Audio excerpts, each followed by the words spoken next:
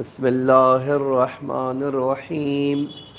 الحمد لله الذي يؤمن الخائفين وينجي الصالحين ويرفع المستضعفين ويزع المستكبرين ويهلك ملوكا ويستخلف آخرين. الحمد لله قاسم الجبارين مبير الظالمين مدرك الهاربين صريخ المستصرخين موضع حاجات الطالبين معتمد المؤمنين. والصلاة والسلام والتحية والإكرام على بشير النذير والسراج المنير حبيب إله العالمين أبي القاسم المصطفى محمد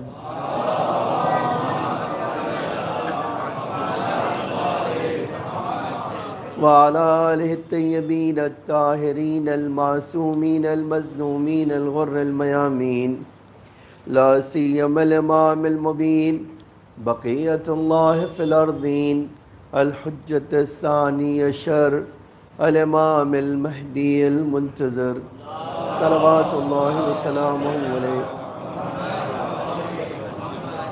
اما بعد فقد قال رسول اللہ صلی اللہ علیہ وآلہ وسلم.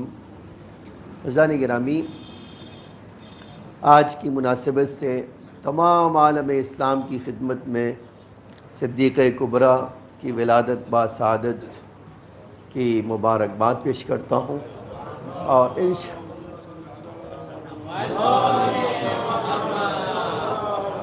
انشاءاللہ خدا ہمیں اور آپ کو بی بی کی سیرت پاک پر چلنے کی توفیق عطا فرمائے. میں پہلا خطبہ بی بی کے اسی سیرت کے کچھ پہلو کا ذکر کر کے انشاءاللہ ہم دوسرے خطبے میں جائیں گے. اور وہ سیرت، پہلا سوال یہ ہوتا ہے کہ آیا بی بی کی سیرت عورتوں کے لیے ہی مخصوص ہے، یا یہ کہ سیرت بی بی کی پورے انسانیت کے لیے ہے؟ یہ نہیں کہ مسلمان، یہ نہیں کہ مومن، بلکہ عالم اسلام سے بڑھ کر ساری انسانیت کے لیے. ایک سوال یہ ہے. دوسرا سوال، جب عام طور سے سیرت کا پہلو پیش کیا جاتا ہے تو یہ دوسرا سوال ہمارے مخاطب ہی پیش کر دیتے ہیں. وہ سوال کیا ہے؟ وہ سوال یہ ہے، کیا ہم بی بی کا مقام سمجھ سکتے ہیں؟ کیا ہم ان کی سیرت کی بلندی تک پہنچ سکتے ہیں؟ وہ جن کی تربیت معصوم کی آغوش میں ہوئی، جن کا مرتبہ خدا کے وہاں اس سے بڑھ کے کوئی مرتبہ نہیں ہے سوائے پیغمبر اور علی علیہ السلام کے، ایسی شخصیت کی مثال آپ دیتے ہیں جو ہماری پہنچ سے بہت دور ہے. اور ایک اور بات اسی میں جوڑ دی جاتی ہے، اور آپ اس پہ غور کیجئے کہ آخر 1400 سال پہلے بی بی نے زندگی گزاری. آج ہم ماڈرن زمانے میں رہتے ہیں، اور اس زمانے میں اس زمانے میں بہت تقاضے میں فرق آ گیا ہے. جنریشن کا گیپ ہوتا ہے تو سمجھ سے باہر بات ہو جاتی ہے.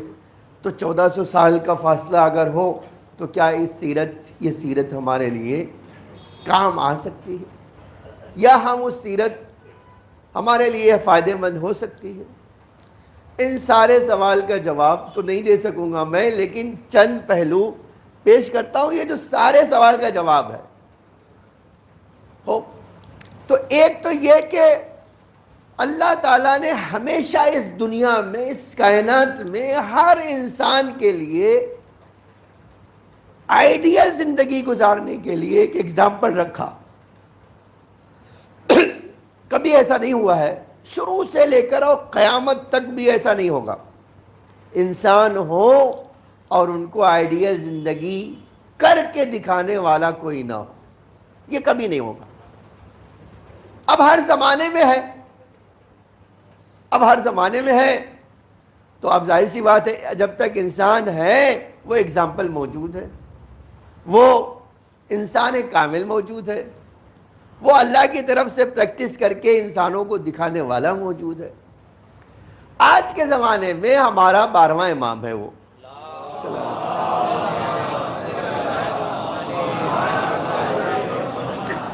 12ویں امام موجود ہیں، وہ کسی بھی عورت اور مرد کی زندگی کو کامیاب بنانے کے لیے، اس کی زندگی کے راہوں کو بتانے کے لیے موجود ہیں۔ یہ ایک الگ بات ہے، ہم ان سے اپنی زندگی کے راہوں کو متعین کرنے کے لیے فائدہ نہ اٹھائیں، وہ ایک الگ بحث۔ اسی لیے شاید پیغمبر نے ایک جملہ کہہ دیا تھا شروع میں، اے علی تمہاری مثال کعبے کی طرح ہے۔ کعبہ کسی کے پاس نہیں جائے گا، لوگوں کو کعبے کے پاس آنا ہوگا۔ آج یہی بات ہم امام زمانہ کے بارے میں کہتے ہیں، امام زمانہ کو ہمارے پاس نہیں آنا ہے، ہمیں امام زمانہ کے پاس جانا ہے۔ اور اگر امام زمانہ کو آنا ہوتا تو امام زمانہ تو آ ہی گئے، وہ کسی کے پاس آنا ہے ان کو تو ان کو کوئی روک سکتا ہے، یہ ہمیں ہے کہ جانا ہے ان کے پاس۔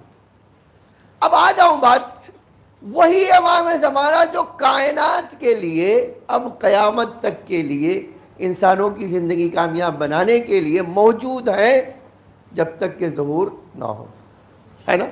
وہی امام زمانہ کہتے ہیں میری ماں کی سیرت میں انسان خطا کاروں کے لیے نہیں، میری زندگی کامیاب بنانے کے لیے بھی مثالیں موجود ہیں۔ اس لیے یہ کہنا ہی غلط ہے کہ بی بی کا مثلا سیرت کا پہلو یہ ہے کہ عورتوں کے لیے، امام زمانہ تو عورت نہیں ہے معاذ اللہ، وہ تو امام ہے۔ تو اب اس سے یہ پتہ چلتا ہے کہ بی بی کی سیرت میں کچھ انوکھے پہلو ہیں جو ہر مرد اور عورت کے لیے کام آئیں گے۔ اب جب امام کے لیے کام آتے ہیں تو ہمارے آپ کے لیے۔ اب ایک دوسرا سوال یہیں سے رہا ہوتا ہے کہ وہ اتنی بلند مثالیں آپ بتا رہے ہیں، تو ایک بات اسی جگہ میں کہنا چاہتا ہوں، یہ سچ بات ہے، نو ڈاؤٹ، اس میں کوئی شک ہی نہیں ہے کہ ان کی مثالیں ہماری سوچ سے بھی بڑھ کر ہیں۔ لیکن آپ مجھے انصاف سے بتائیے، جتنا بلند بھی پہاڑ ہو اور اس کے نیچے ایک آدمی کھڑا ہو، گھاٹی میں کھڑا ہو اور سامنے پہاڑ ہو، اب دیکھیے پہاڑ کی اونچائی پر شاید لاکھوں میں سے کوئی ایک بھی نہ پہنچ سکتا ہو، لیکن کیا اس پہاڑ پہ چڑھنے کی کوشش بھی نہیں کرنا چاہیے؟ آج یہی مسئلہ ہمارا اور ان کا ہے، وہ یقیناً اس بلندی پہ کھڑے ہیں اور اللہ نے ہمیں کہا ہے، دعوت دی ہے کہ آؤ اس بلندی کے طرف دیکھو، جتنے قدم بڑھا سکو گے اتنا تمہیں کامیابی ملے گی۔ یہ ہے صدیقہ کبریٰ کی سیرت کا پہلو۔ بے شک بی بی کی مثال دنیا میں کوئی نہیں پیش کر سکتا، بے شک کوئی ان کی سیرت پاک کو اپنا کر ان کی بلندی کو چھو ہی نہیں سکتا ہے، وہ سچ بات ہے۔ لیکن کیا اس سیرت کی بلندی جس کو ہم پہاڑ کہہ رہے ہیں، اس کی طرف ہمیں چند قدم نہیں اٹھانا چاہیے؟ یا ہماری طاقت جتنی ہو، ہمارا حوصلہ جتنا ہو، ہمارا شوق جتنا ہو، ہے نا، اس سیرت کی بلندی کو دیکھ کر ہمیں اس کی طرف نہیں جانا چاہیے؟ آج آپ جان لیجیے، ہم میں سے ہر آدمی دوسرے سے الگ ہے، طاقتیں بھی الگ ہے، انرجی بھی الگ ہے، شوق بھی الگ ہے، ہر چیز الگ ہے۔ تو اب کوئی بھی جب جاتا ہے تو کیا کرتا ہے؟ بڑی مثال دیکھ کر ہی جاتا ہے۔ اسی لیے ایک جملہ کہا جاتا ہے، علامہ علی نے بلکہ کسی سے کہا تھا کہ آپ 13 سال میں مجتہد بن گئے، تو میں اپنے بیٹے کو آپ کی طرح بنانا چاہتا ہوں، تو کہا تم کبھی بھی میری طرح نہیں بنا سکو گے۔ مجھے وہ کیوں نہیں بنا سکوں گا؟ کہا اس لیے کہ میں تو امام زمانہ بننا چاہتا تھا تو 13 سال میں مجتہد بنا، اور تم مجھ تک بنانا چاہتے ہو تو تم سوچو کیا ہوگا۔ تو جب تک تمہاری سوچ کی پرواز بلند ہو نہیں ہوگی، اس وقت تک تم بلندی تک، اور جو سوچتا ہے انسان اس کی طرف قدم بڑھاتا ہے، اور جب قدم بڑھاتا ہے تو کیا ہوتا ہے؟ اس کو اسی طرح اچیومنٹ حاصل ہوتا ہے۔ عزیزان گرامی، واقعاً بی بی کی سیرت میں کامیاب زندگی کے لیے بہت ساری چیزیں پائی جاتی ہیں۔ ایک مثال میں سوچتا ہوں، آپ کبھی سوچئے، بی بی کی زندگی میں غربت ایک پہلو ہے، خاص طور سے اوائل زندگی بی بی کی، چاہے وہ مکے میں رہی ہو یا مدینے میں رہی۔ شروع کا 5 سال جو ہے مدینے میں بھی آ کر بی بی کو ایسا نہیں کہ بہت حالات اچھے ہو گئے، لیکن اس حالت میں خوش رہنا اور زندگی کو کامیاب بنانا فاطمہ نے سکھایا۔ آپ دیکھیے آج ہماری بچیاں جب شادی کر کے جاتی ہیں تو ان کی ساری تمنا، پہلے تو ان کے ماں باپ کی تمنا ہوتی ہے کہ بھئی یہ کیسے گھرانے میں شادی ہو جائے جہاں بس خالی پیسے ہی پیسے ہوں، باقی ایمان ہو یا نہ ہو، اخلاق ہو یا نہ ہو، کردار ہو یا نہ ہو، شرابی ہو تو بھی چلے گا، لولا لنگڑا ہوگا تو بھی چلے گا، کافر ہوگا تو اور اچھا ہوگا، وہ سب اپنی جگہ۔ لیکن کبھی یہ نہیں پوچھنے کی کوشش کرتے کہ یہ جس بچے سے ہم شادی کرنے جا رہے ہیں وہ آیا اخلاق اسلامی سے آراستہ ہے، اس کے پاس ایمان کتنا ہے، آیا وہ ہماری بچی کے ایمان کی حفاظت کر سکتا ہے، آیا اس کو ہر آفت و بلا جو اس کو اسلامی معاشرے اور اخلاق سے دور کر دے بچا سکتا ہے؟ یہ کبھی نہیں پوچھتے، سوال ہی نہیں کرتے۔ یہ ضرور سوال کرتے کتنی سیلری ملتی ہے اس کو، ٹھیک ہے، اور جیسے ہی سیلری پوچھتے ہیں وہ لڑکے والے کے پوری خاندان حساس ہو جاتی ہے کہ دیکھو آنے والی اس کا سارا جو ہے نظر ہمارے پیسے اور دولت پر ہی ہوگی، ایسے میں کامیابی کیسے ہوگی؟ آپ دیکھو یہ سیرت کا ایک پہلو ہے۔ پیغمبر نے ایک جملہ فرمایا اپنی بیٹی سے، بیٹا اگر علی کوئی چیز لا کر دے دے تو شکریہ کے ساتھ ایکسپٹ کر لینا، شکریہ ادا کر دینا اور ایکسپٹ کر لینا، اور نہیں لائے تو اے بیٹا زبان پہ شکوہ نہیں لانا۔ دیکھیے مانگنا ایک الگ مسئلہ ہے، زبان پر شکوہ بھی نہیں لانا کہ علی نے میری زندگی میں فراہم نہیں کیا۔ آج کوئی ہے، یہ بھی تو ایک سیرت کا پہلو ہے۔ ہم تو نہیں کہتے کہ آپ بی بی کی طرح 3 دن آپ کی بچی بھوکی رہے اور صبر کر لے گی، وہ تو کبھی شاید صبر نہیں کرے گی، مجھ سے بحث نہیں کرنا چاہتا ہوں، وہ تو یقینی بات ہے نہیں صبر کرے گی، لیکن یہ ضرور کہنا چاہتا ہوں کہ اب اگر اتنا ہم نے نہیں سکھایا ہے، اتنا تو سکھایا ہے کہ بیٹا اگر کسی دن زندگی میں کوئی چیز تمہارا شوہر نہیں فراہم کر سکا تو پوری خاندان میں آ کر اس کی ذلت نہ کرنا، اتنا تو سکھانا۔ عزیزان گرامی، اسی لیے ائمہ اور معصومین نے اس پہلو کو اتنی اہمیت دی، کسی بھی فیملی لائف کو اتنی اہمیت دی کہ اس کو الگ الگ انداز میں بیان کرتے رہے۔ میں نے چند حدیث آپ کو لکھی اس سلسلے کی۔ پیغمبر فرماتے تھے 3 چیزیں کسی بھی عورت میں پیدا کر دی جائے، وجود میں ڈال دی جائے، اس کو یقین دلا دیا جائے، اس کو اس کی تربیت دے دی جائے، قیامت تک اس سے بہتر کوئی لڑکی نہیں ہو سکتی، اس سے بہتر کسی عورت کا تصور ہی نہیں۔ اب آپ خالی سن لیجئے، اور میں ہمیشہ یہ کہتا ہوں کہ یہ جو ہے سنانا کام ہے میرا، آپ نہیں بھی سنائیں گے تو بھی سناؤں گا، ٹھیک ہے، اس لیے کہ میرا کام یہی ہے کہ پیغمبر نے فرمایا اگر خطبہ جمعہ پڑھنے جا رہے ہو تو اللہ کے بارے میں نصیحت کرنا، اور اللہ کے بندوں کو اللہ سے نزدیک کرنے کے علاوہ تمہارا کام ہی نہیں، تو میں تو آپ کو کہتا رہوں گا یہ۔ اب سن لیجئے حدیث، فرمایا ہومیدیات، اب یہ الفاظ تھوڑا ٹیڑھے ہیں، حمادیات النساء، حمادیات حمد سے بنا ہے، حمد آپ کہتے ہیں الحمدللہ رب العالمین، ساری تعریف اللہ کے لیے۔ پیغمبر کہتے ہیں حمادیات النساء، ایسی عورتیں جو صرف تعریف تعریف تعریف کے لائق ہیں، وہ کون سی ہیں؟ اب آپ سنیے آگے، فرمایا 3 عورتیں اس طرح کی ہیں۔ پہلی چیز وہ غض الابصار، وہ عورت جو باہر نکلے تو نامحرموں کو نظر نہ ڈالے۔ یہ کتنا دشوار کام ہے آپ لگتا ہے؟ آج وہ بھی ایسی جگہ پر جہاں ہر طرف کیا ہو، امیر المومنین علیہ السلام، اللہم صلی اللہ علیہ،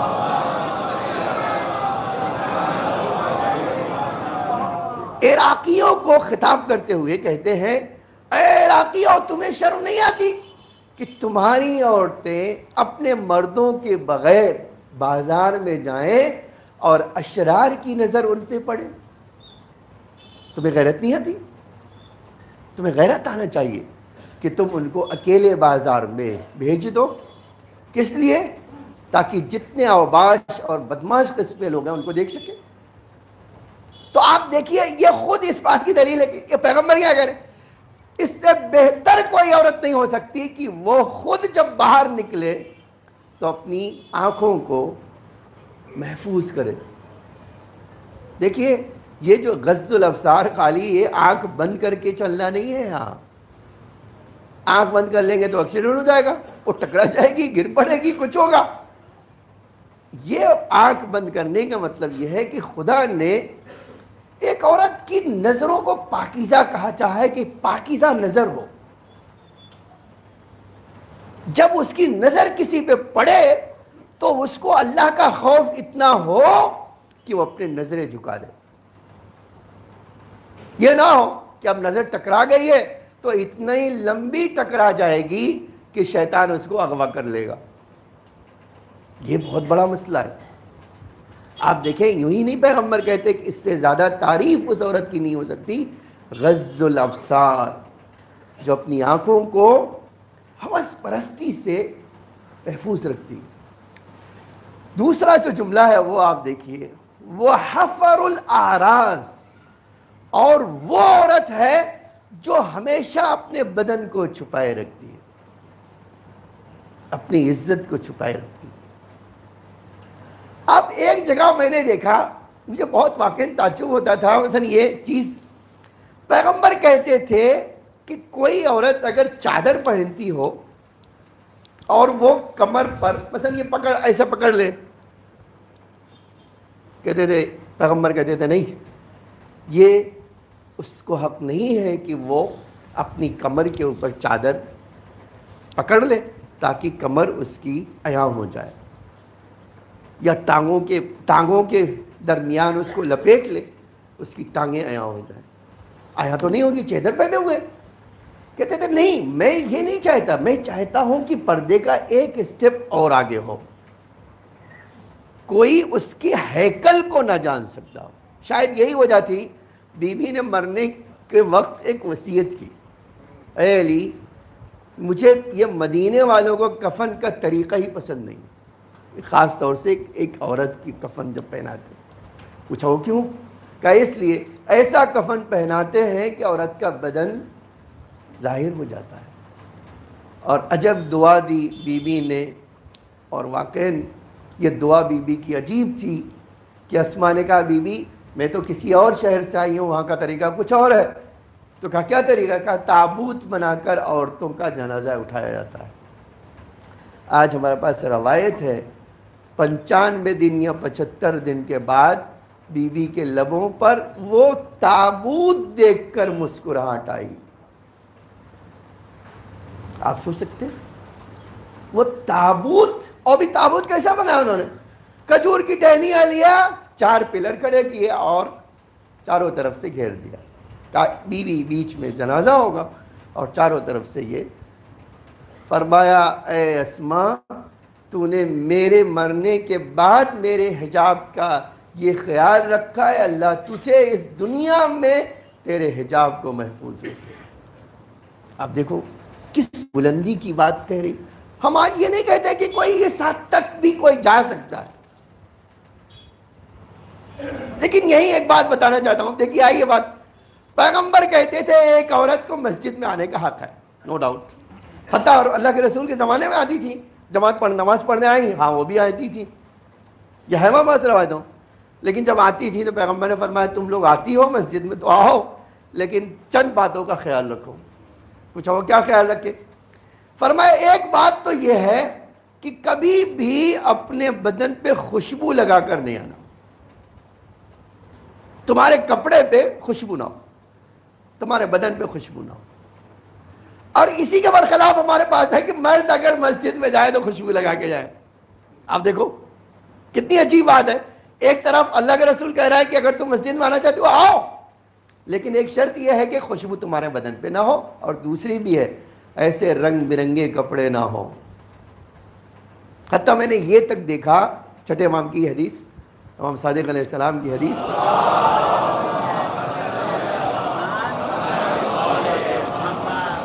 امام نے ایک جو ہے صحابیہ سے فرمایا جب اپنے بھائیوں سے ملنے کے لیے جاؤ، بھائیوں سے، آپ دیکھو بھائیوں سے جب ملنے کے لیے جاؤ تو رنگ برنگ کپڑے نہیں پہننا۔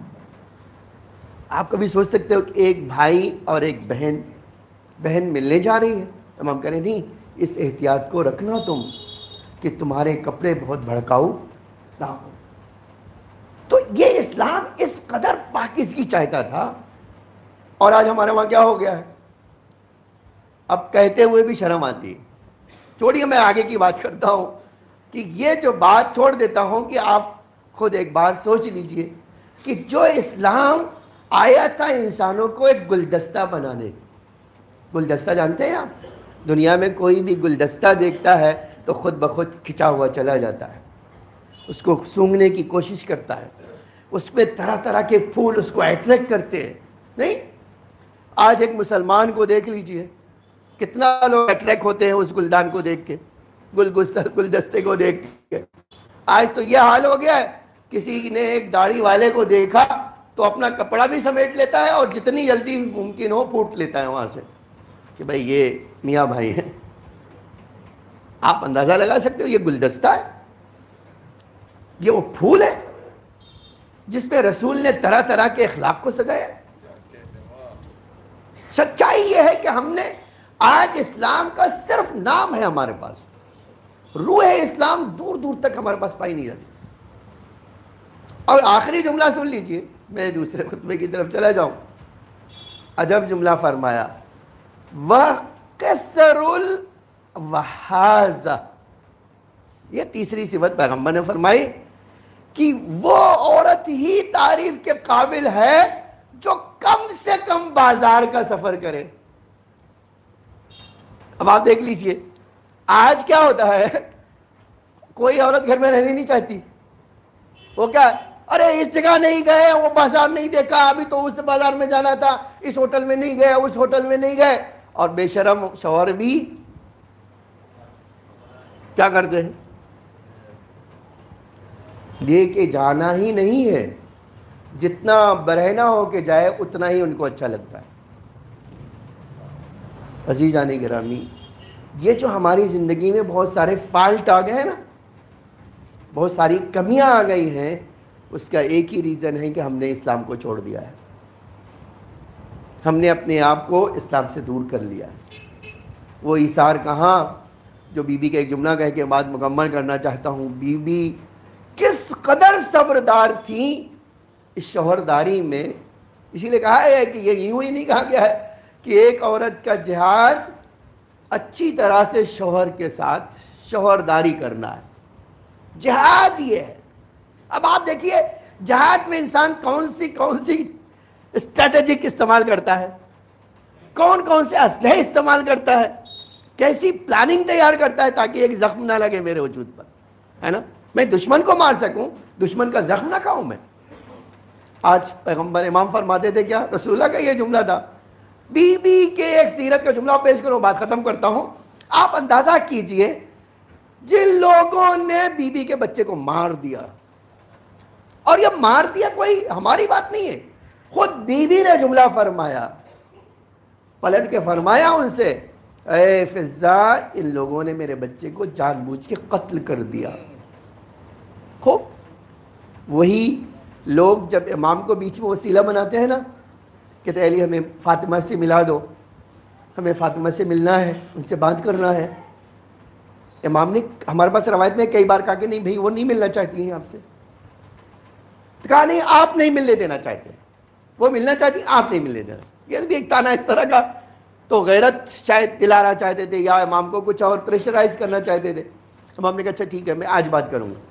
امام نے بات کیا، فرمایا وہ دونوں ایسا کہتے ہیں، آپ کیا فرماتی ہیں؟ واقعاً اللہ قربان ہماری جان ہو اس پر، اس سید عالمیان پر جس نے یہ جملہ فرمایا، فرمایا اے علی یہ گھر آپ کا ہے، میں شادی کر کے آئی ہوں اس گھر میں، مالک آپ ہیں اور میں آپ کی مطیع ہوں، آپ جیسا کہیں گے ویسا میں کرنے کو تیار ہوں۔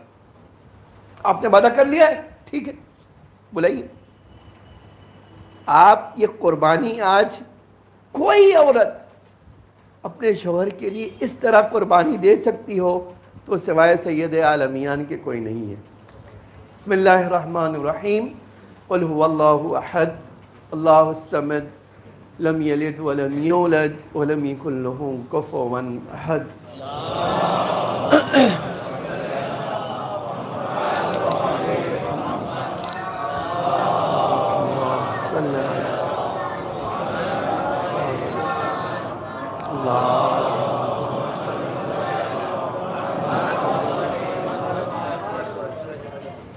لا حول ولا قوة الا باللہ العلی العظیم۔ اعوذ باللہ من الشیطان الرجیم، بسم اللہ الرحمن الرحیم۔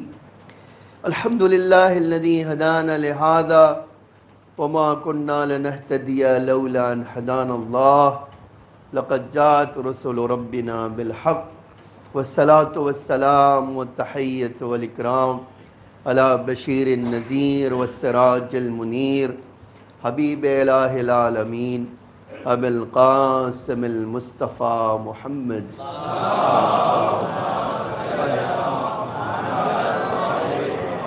وعلی آلہ الطیبین الطاہرین المعصومین المظلومین الغر المیامین، لا سیما الامام المبین بقیت اللہ فی الارضین الحجۃ الثانی عشر الامام المہدی المنتظر صلوات اللہ وسلامہ علیہ۔ اما بعد یا عباد اللہ، اوصیکم ونفسی بتقوی اللہ فإن التقوی خیر الزاد لیوم لا ینفع فیہ مال ولا بنون الا من اتی اللہ بقلب سلیم۔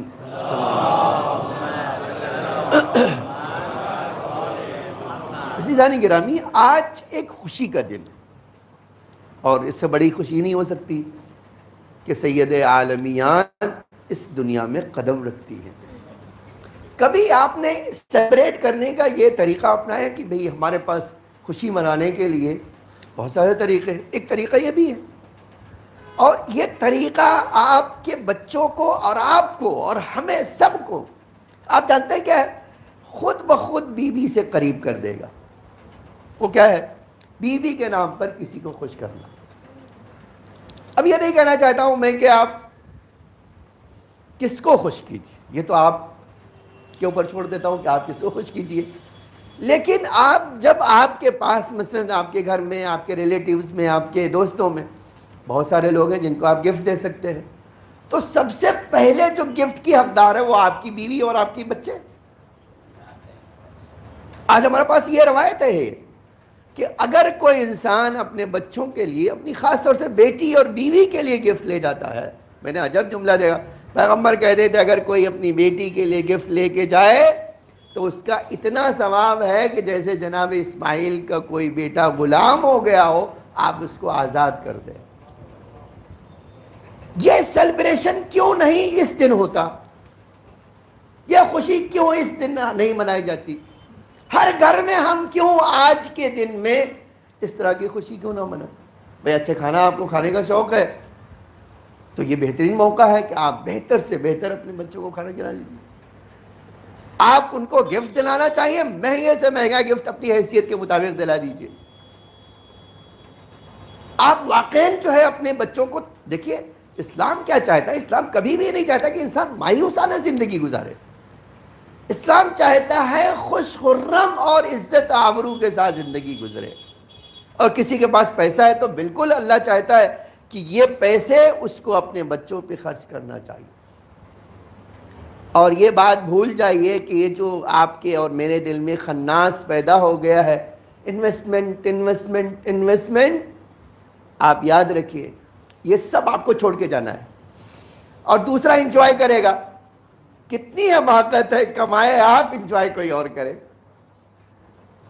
آپ دیکھو، اور یہ بھی آپ کو پتہ نہیں کہ آپ کا بچہ صحیح یوز کرے گا یا غلط، کسی کو پتہ نہیں ہے، نہ میں جانتا ہوں نہ آپ جانتے ہیں، کوئی ایک نہیں جانتا۔ اور ان کے لیے دولت کا آپ جو ہے ایک خزانہ چھوڑ کے جانا چاہتے ہیں۔ میرے بھائی، جس طرح اللہ آپ کے لیے ہے ان کے لیے بھی ہے۔ اگر ان کے لیے بھی ہے تو جیسے آپ کو روزی دیتا ان کو دیتا ہے۔ آپ کا کام تو نہیں ہے کہ کھلانا، روزی دینا اللہ کا کام ہے. تو یہی چیز اپنی زندگی میں استعمال کر کے ان کو ایک ایسا راستہ دکھا دیجئے جو ان کو کامیابی کی طرف لے جائے.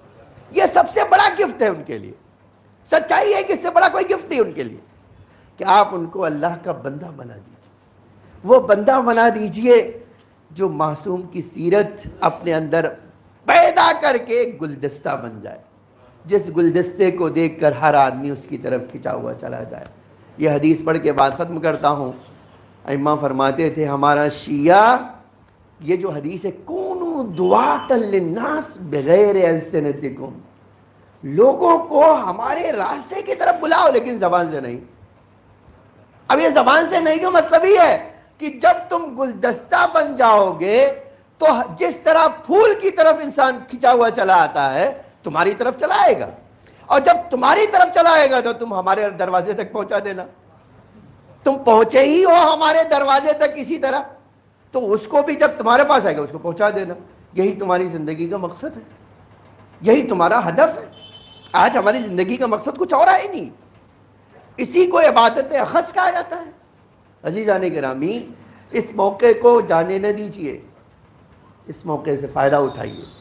بی بی کا نام انسان کے اندر اثر ڈالتا ہے, تو جب ان کے نام پر کوئی چیز ہوگی تو آپ کی زندگی اور آپ کے بچوں کی زندگی وہ بدل دے گی انشاءاللہ. اللہ مجھے اور آپ کو بی بی کی سیرت پہ چلنے کی توفیق عطا فرمائے. اللہم صلی علی محمد عبدک ورسولک وصفیک وخیرتک من خلقک ابی القاسم المصطفى محمد.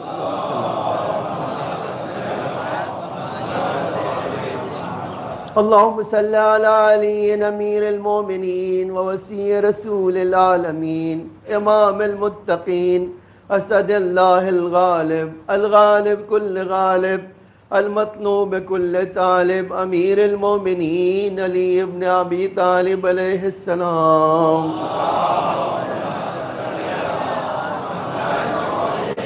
اللہم صلی علی صدیقۃ الطاہرہ فاطمۃ سیدۃ نساء العالمین. اللہم صلی علی سبطِ الرحمہ و امام الہدی الحسن والحسین سید شباب اہل الجنہ امام المومنین. اللہم صلی علی علی ابن الحسین و محمد ابن علی و جعفر ابن محمد و موسیٰ ابن جعفر و علی ابن موسیٰ و محمد ابن علی و علی ابن محمد والحسن ابن علی ائمۃ المؤمنین. اللہم صلی علی ولی امرک القائم المعمل والعدل المنتظر امام المؤمنین.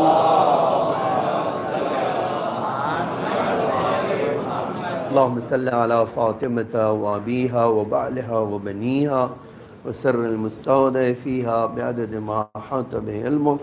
اللہم ادخل علی اہل القبور السرور. اللہم اغن کل فقیر. اللہم اشبع کل جائع.